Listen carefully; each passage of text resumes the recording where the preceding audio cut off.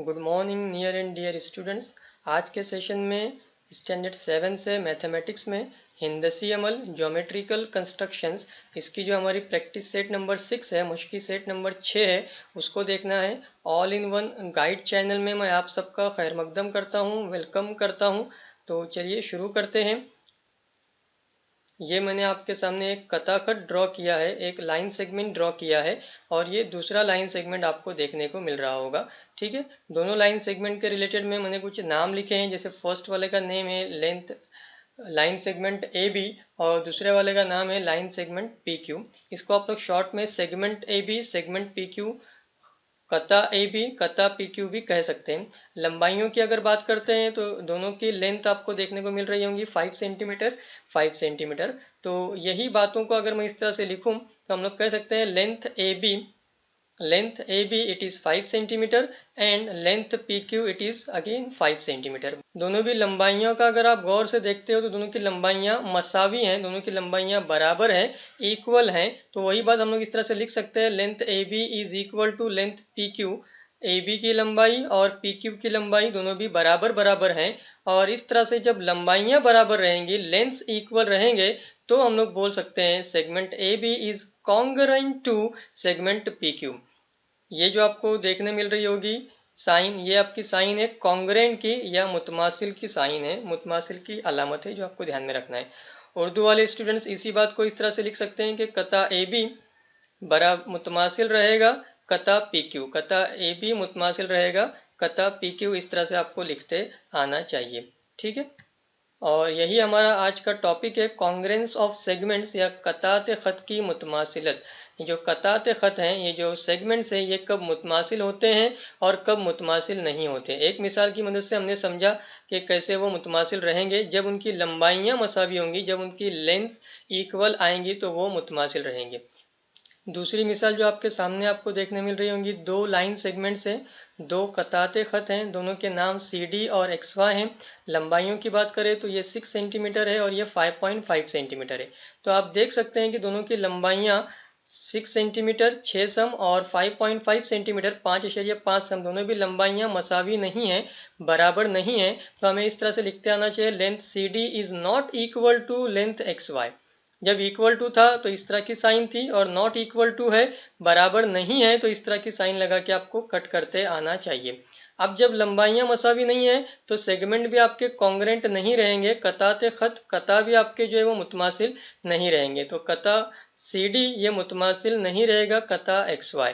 ये आपको समझते आना चाहिए, जब लंबाइयां मसावी तो मुतमासिल रहेंगे और जब लंबाइयां मसावी नहीं है तो मुतमासिल नहीं रहेंगे। बस इतना आसान सा पॉइंट है जो आपको ध्यान में रखना है। खानापुरी में या फिल इन द ब्लैंक्स में आपको इस तरह का सेंटेंस देखने मिल सकता है, जो एक आप लोग कह सकते हैं कि की सेंटेंसेस है।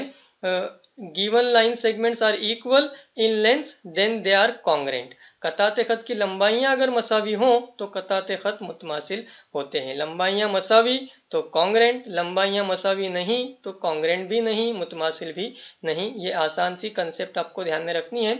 आगे बढ़ते हैं हम लोग, और आप लोग को देखने मिलेगी एक एक्टिविटी।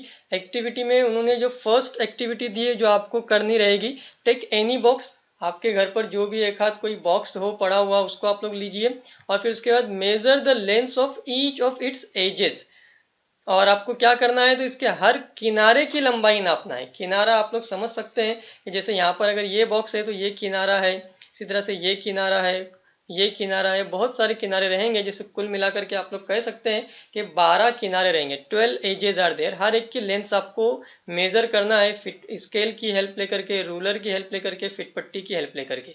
और फिर उसके बाद क्या देखना है, which of them are congruent. और फिर उसके बाद आपको मालूम करना है कि कौन कौन से किनारे मुतमासिल हैं। तो ये एक छोटा सा आपका आसान सा काम है जो आपको करना है। एक्टिविटी सेकंड के अंदर या अमली काम नंबर 2 में जो बात चल रही है, उसमें उन्होंने एक फिगर शो की आपके सामने, एक तस्वीर बताई आपको। तस्वीर के बारे में दो चीजें उन्होंने लिखकर बताई है कि segment A B is congruent to segment D C. ये जो ए बी है, आप लोग देख सकते हैं यहाँ पर ए बी, वो कह रहे हैं कि सी डी के या डी सी के कॉन्ग्रेंट रहेगा। ठीक है, अपोजिट साइड जो है वो कॉन्ग्रेंट है, ऐसा आप लोग कह सकते हैं। इसी तरह से उर्दू में भी देखने मिलेगा कि सेकंड पॉइंट लिखा उन्होंने, ए ई इज कता ए मुतमासिल है कता बी एच। कता ए ई देखेंगे आप लोग तो यह है आपका कता ए ई, और यहाँ पर है आपका कता बी एच, ठीक है। और दोनों भी कैसे रहेंगे, मुतमासिल रहेंगे। फिर से आप लोग देख सकते हैं कि वो किनारे किनारे हैं और आमने सामने के किनारे हैं, इस वजह से वो कैसे रहेंगे, मुतमासिल रहेंगे। तो इस तरह से आपको ई एफ के बराबर कौन आएगा, कौन उसके मुतमासिल आएगा वो देखना है। तो यह है आपका ई एफ, ठीक।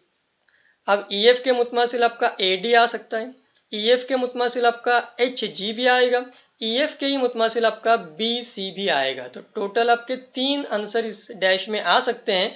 मैंने यहाँ पर इंग्लिश वाले में लिखा है ए डी और उर्दू वाले में मैंने यहाँ पर लिखा है एच जी, ताकि वाज़ेह रहे कि अलग अलग आंसर्स हो सकते हैं और सही भी रहेंगे। ज़रूरी नहीं कि आपको ए डी ही लिखना है। आप देख सकते हैं कि ई एफ जो है वो ए डी के मुतमासिल है, और वही जो ई एफ है वो एच जी के भी मुतमासिल है। आप लोग लंबाइयाँ वगैरह देख सकते हैं। इसी तरह से जो नेक्स्ट आपका है डी एफ, तो डी एफ को देखते हो तो वो कॉन्ग्रेंट हो सकता है सी जी के।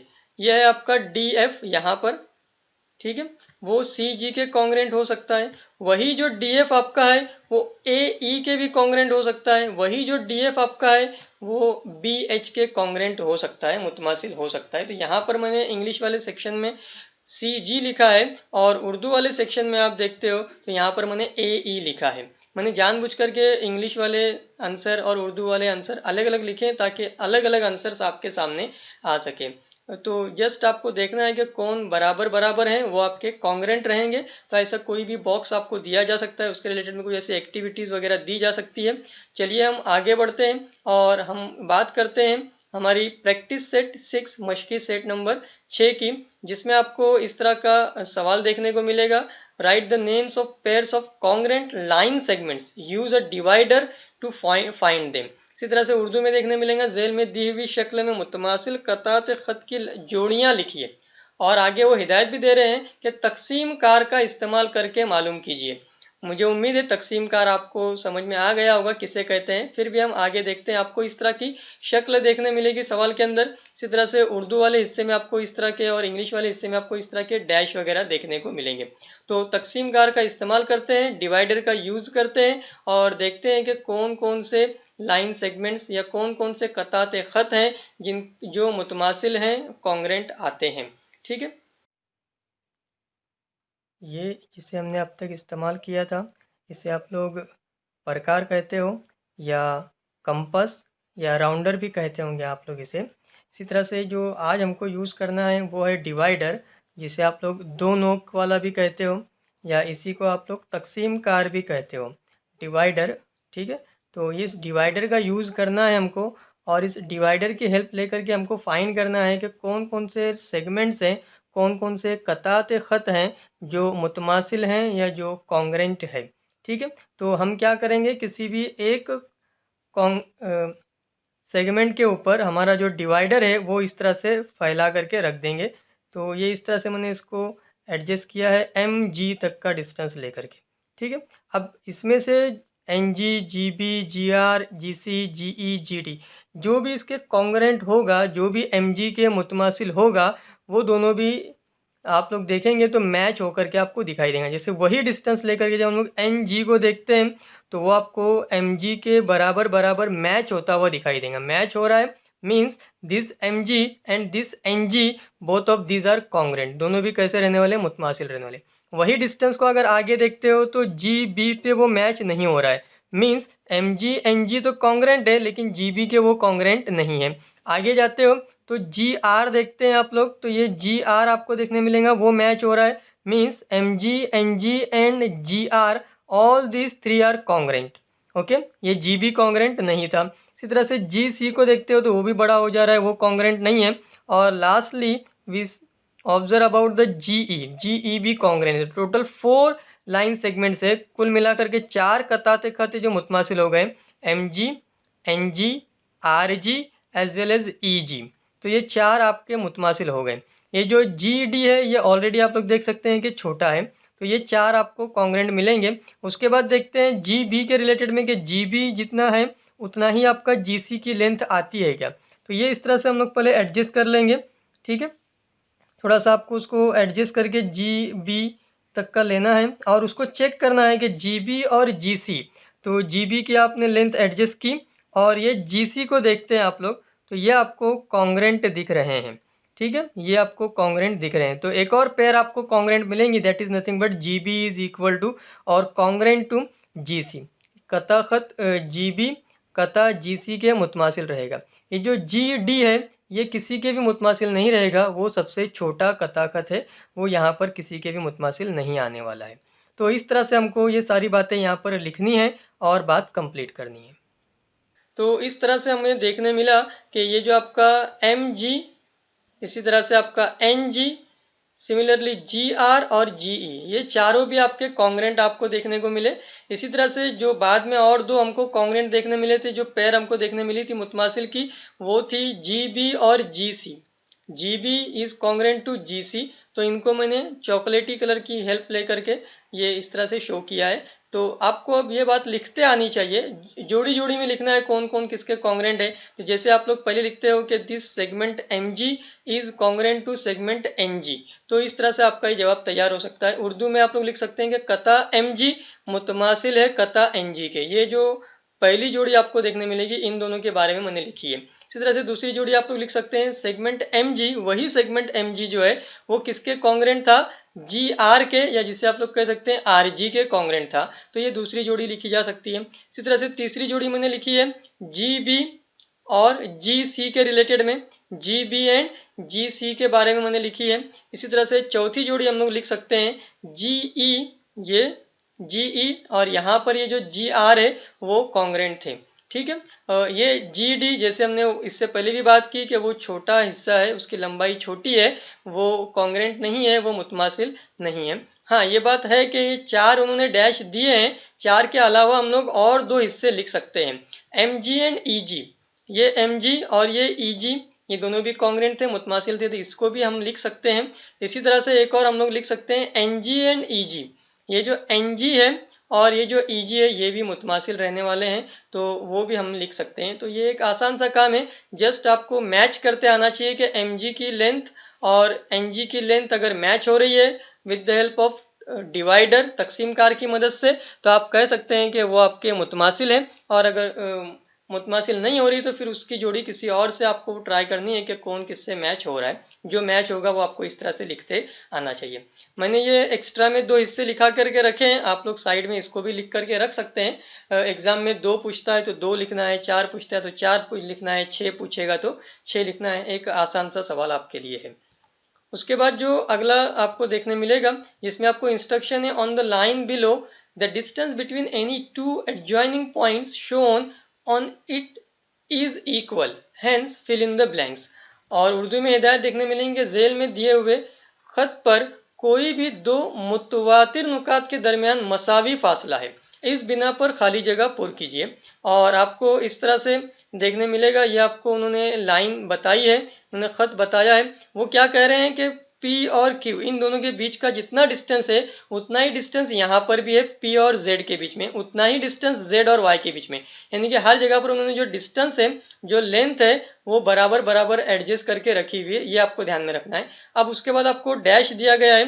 डैश में जो पहली अगर हम लोग बात करते हैं तो सेगमेंट ए बी की बात चल रही है, सेगमेंट ए बी। तो यहाँ पर है आपका सेगमेंट ए बी या कता ए बी। आप देखते हैं तो उसके बीच में गैप कितने का है, तो एक इकाई का फासला है, 1 यूनिट का डिस्टेंस है। अब वो किसके इक्वल रहेगा वो आपको बताना है। तो जब इन दोनों के बीच का एक का गैप है तो हम दूसरी भी जो जोड़ी लिखेंगे उनके बीच में भी एक का गैप होना चाहिए। तो यहाँ पर एक जोड़ी मिल सकती है मुझको, वो है बी सी। बी और सी के इन बिटवीन में भी आपको 1 का गैप देखने मिलेगा। इसी तरह से कोई स्टूडेंट यहाँ पर ले सकता है पी क्यू या क्यू पी, उनके बीच में भी आपको 1 का गैप देखने मिलेगा। तो अलग अलग जवाबात हो सकते हैं, 1 का डिस्टेंस या 1 यूनिट का फासला देख सकते हैं आप लोग। बहुत सारे ऑप्शंस आपके पास हैं। मैंने यहाँ पर इंग्लिश वाले सेक्शन में बी सी लिखा है और उर्दू वाले सेक्शन में पी क्यू लिखा है। स्टूडेंट्स और भी लिख सकते हैं, जिस सिर्फ ध्यान ये रखना है कि सवाल में अगर एक तरफ एक का फासला है तो दूसरी तरफ भी एक का ही फासला रहे, कहीं पे कम, कहीं पर ज्यादा, कहीं पर छोटा सेगमेंट, कहीं पर बड़ा सेगमेंट, ऐसा नहीं होना चाहिए। आगे बात बढ़ाते हैं हम लोग और सेकंड देखते हैं। तो ए पी की बात चल रही है, ए पी आप देख सकते हैं from A to this P. तो आपका जो डिस्टेंस है 1 देन 2 देन 3 देन 4 देन 5, ऐसा कह सकते हैं आप लोग समझाने के लिए कि 5 जंप्स लगाने आपको। तो ए से पी तक पहुंचने के लिए आपको 5 जंप्स लगाने पड़े। अब अगर कोई स्टूडेंट बी से शुरू करता है तो बी से 5 जंप लगा करके वो जेड तक पहुंच सकता है।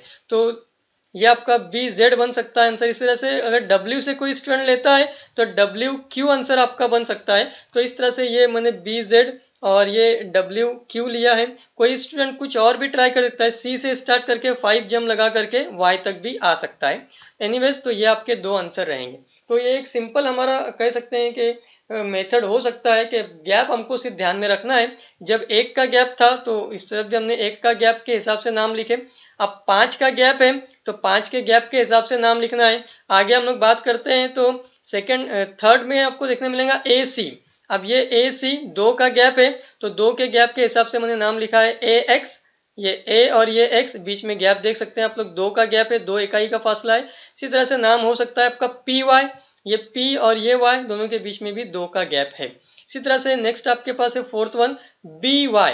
देखो लेफ्ट में उन्होंने डैश दे दिया और राइट में उन्होंने दे दिया है कि बी वाई आना चाहिए। तो बी वाई, बी से लेकर वाई 4 का गैप है। कितने का गैप है आपका? 4 यूनिट का गैप है। तो आपको उसी रेस्पेक्ट से 4 यूनिट के गैप के हिसाब से नाम लिखना है। जैसे मैंने नाम लिखा है एक्स सी, यहाँ पर है एक्स और यहाँ पर है सी। आप लोग देख सकते हैं कि इन बिटवीन में 1 2 3 4 का गैप मैंने बराबर बराबर देख करके लिखा है। इसी तरह से उर्दू में मैंने लिखा है पी डब्ल्यू, पी और डब्ल्यू, यहाँ पर है पी, यहाँ पर है डब्ल्यू, 4 का गैप है, आप लोग देख सकते हैं उसे। इसी तरह से नेक्स्ट आपको दिया है वाई क्यू, वाई क्यू 3 का गैप है, उसके रेस्पेक्ट से नाम आएंगे डब्ल्यू सी। मैंने लिखा है यहाँ पर डब्ल्यू एंड सी, उनके बीच में भी आपको देखने मिलेगा 3 का गैप है। इसी तरह से ए वाई, यहाँ पर है आपका ए और यहाँ पर है आपका वाई, इनके बीच में भी आपको 3 का गैप देखने मिल रहा होगा। मैं जानबूझ करके जवाबात अलग अलग लिख रहा हूँ ताकि आपका जहन खुला हुआ रहे, आपका माइंड क्लियर रहे, ओपन माइंड रहना चाहिए आपका। ये ना हो कि एक ही जवाब फिक्स्ड है वही याद करके जाना है, ये सारी बातें नहीं होनी चाहिए। जवाबात सही हो सकते हैं, अलग अलग जवाबात भी हो सकते हैं। बी डब्ल्यू और उसके साथ में सेगमेंट देखना है आपको। तो बी डब्ल्यू 2 का गैप है, एक आसान जवाब आपके लिए हो सकता है वाई डब्ल्यू। इसी तरह से मैंने लिखा है जेड क्यू, जेड क्यू में भी आपको 2 का गैप देखने को मिलेगा। तो इस तरह से ये जस्ट आपको ध्यान में रखना था कि जितना डिस्टेंस ए से बी का है उतना ही डिस्टेंस बी से सी का है, तो वो आप लोगों को जोड़ी बना करके लिखना है। मैंने जो जवाबात लिखे हैं दोनों में, उर्दू वाले में इंग्लिश वाले में अलग अलग लिखे। स्टूडेंट अपने हिसाब से कोई और तीसरा जवाब भी लिख सकता है और उसका जवाब भी सही हो सकता है। सिर्फ ध्यान में क्या रखना है कि गैप कम ज्यादा ना हो। जितना गैप एक तरफ है उतना ही गैप दूसरी तरफ भी रखना है, गैप कम ज्यादा नहीं होना चाहिए। तो इस तरह से ये हमारी एक्सरसाइज थी। मैं आप तमाम का शुक्रिया अदा करता हूँ और मुझे उम्मीद है कि आपने चैनल सब्सक्राइब किया होगा, वरना आप चैनल सब्सक्राइब करके रखिए ताकि न्यू वीडियोज आपको मिलते रहें। Thank you, good bye.